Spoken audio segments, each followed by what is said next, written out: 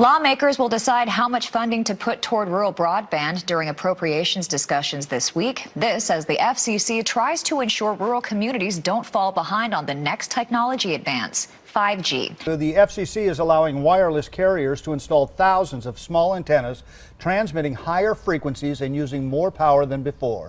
But there's big concerns that the higher frequencies will cause cancer. So this pole here is 5G. This is the future right here. You got it. Every wireless company is working to build its own 5G network.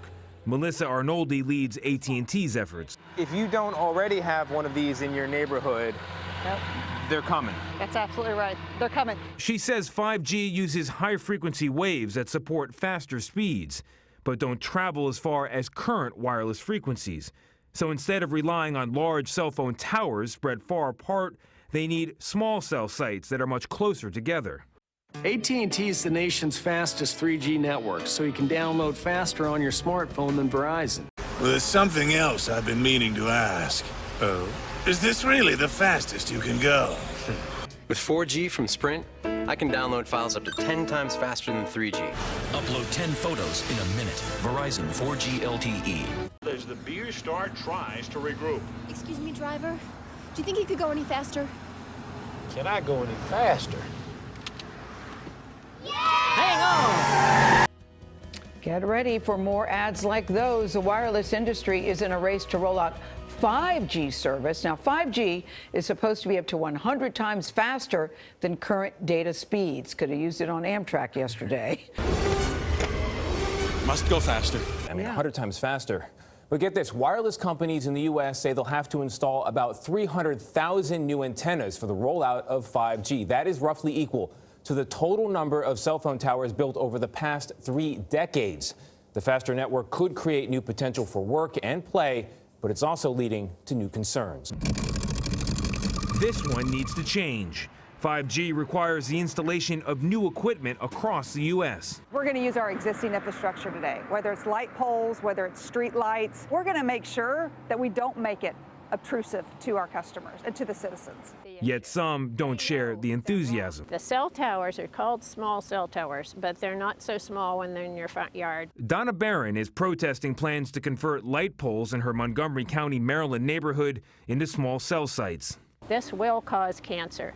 She was one of several people who raised health concerns at a government hearing last month. This stuff is untested on kids. Their safety is not certain. These untested technologies are, at this time, not ready to be unleashed into our lives. Cell phone equipment emits radiation, but research on its health effects has been inconsistent. According to the National Cancer Institute, a limited number of studies have shown some evidence of statistical association of cell phone use and brain tumor risks. But most studies have found no association.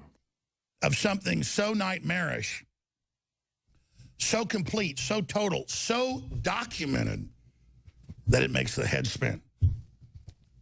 We're going to tie the 5G network together with the smart grid, with the smart dust, with the Internet of Things, with how it surveils you in your house, how it physically can watch you. 5G is extremely important. Jonathan Reeves demonstrated his product, Arvisio. As you move around, the object stays fixed in space. Look at that. That's amazing.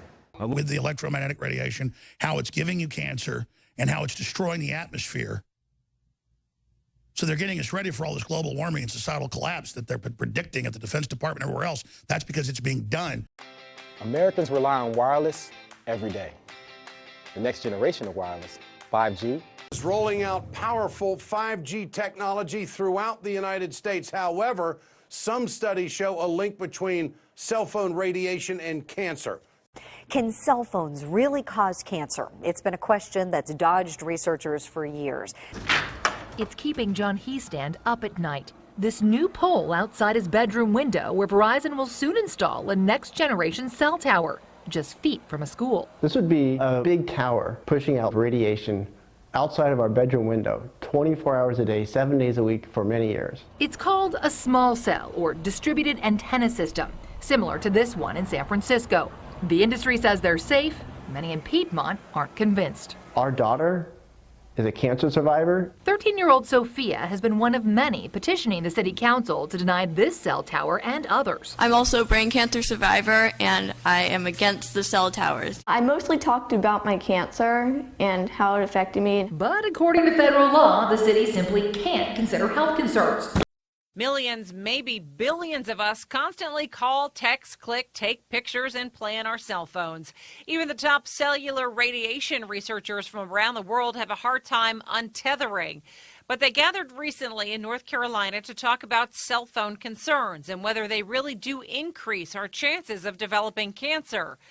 It's outlined in this small section of the Telecommunications Act, based on science from 1996, To turn your phone on or off, back when this was the height of technology. But if cities do consider health, the cell companies can sue. So with few legal arguments to deny a cell tower, they're popping up outside bedroom windows and school campuses, despite objections from across the country. The race is on among cell phone providers to upgrade to fifth-generation wireless technology, or 5G. That would require installation of new equipment across the U.S., a gargantuan effort every wireless company is already working on individually. 5G uses high-frequency waves that support faster speeds but don't travel as far, requiring a network of antennas built in closer proximity than the existing infrastructure.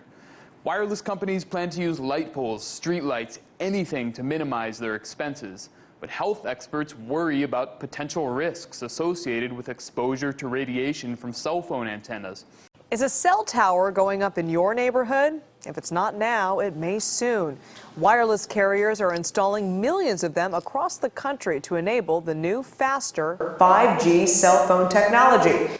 But tonight, Julie Watts asked the question you're not supposed to ask. Are there legitimate health concerns? The panel voted that the results from years of testing on mice and rats were more significant than originally thought. They say they found clear evidence that phone radiation caused tumors in the hearts of rats, similar to tumors in people. And there are new concerns on the horizon. 5G is about to debut a stronger system of broadband. Some activists say the government has a responsibility to increase regulations. Cell phones emit low levels of radio frequency energy, or RF. In 2011, the International Agency for Research on Cancer identified RF fields as, quote, possibly carcinogenic to humans. A study in Sweden found that Swedes who talked over cell or wireless phones for over 25 years were at 3 times the risk of developing glioma, a brain tumor that is often malignant, than those who used them for less than a year. And in March, a large-scale lifetime study of lab animals confirmed a link between cell tower radiation and cancer. The animals were exposed to levels legally permitted by the United States Federal Communications Commission. 5G wireless can be exciting for some and scary for others. In 2017, Arizona became the first state in the nation to enact legislation to streamline the deployment of small cell technology to support 5G. Is this a technological revolution or is it a Pandora's box? That's the million-dollar question, one that might be answered once 5G makes its way into homes and businesses. The citizens are concerned very much about our health, our privacy, the effects on the environment, our personal freedoms. We're concerned that this kind of technology, if it happens, if it's fully built out, threatens democracy as we know it. Megan was diagnosed with Pompe disease, a rare and serious illness, when she was 15 months old. She was not expected to live past 5. On receiving this news, Megan's dad, John, fought with everything he had to save the life of his precious child. He founded a company to look for a cure and helped develop the drug that saved Megan's life. Today, she is 20 years old and a sophomore at Notre Dame.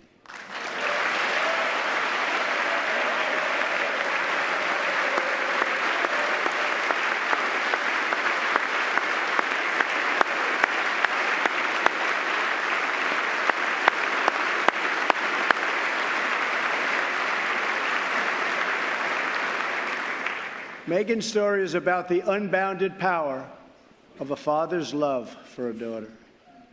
But our slow and burdensome approval process at the Food and Drug Administration keeps too many advances, like the one that saved Megan's life, from reaching those in need.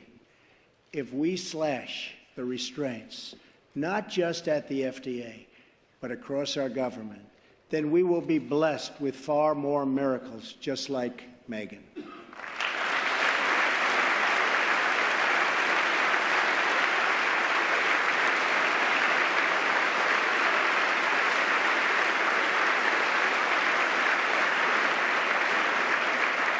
In fact, our children will grow up in a nation of miracles.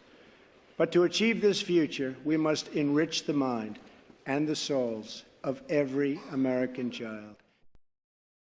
Do you understand that it's admitted in congressional hearings that they call it disruptive technologies, a 200-mile-to-the-gallon carburetor they had 25 years ago?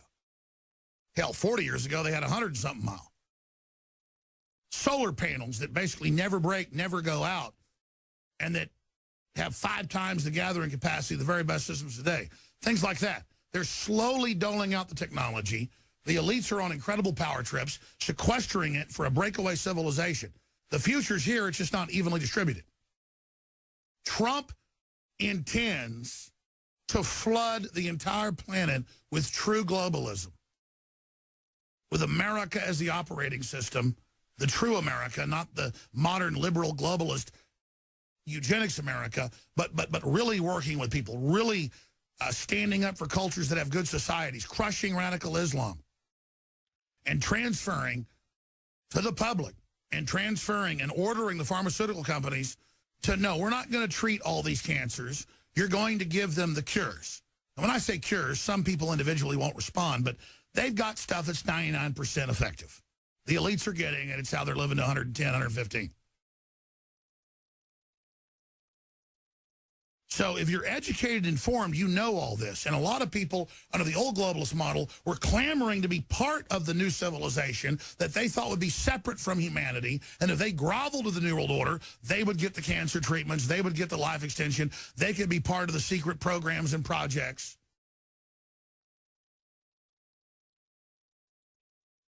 That I guess those on Elysium would have access to. That's not happening now, if Trump has his way. The biggest secret of Trump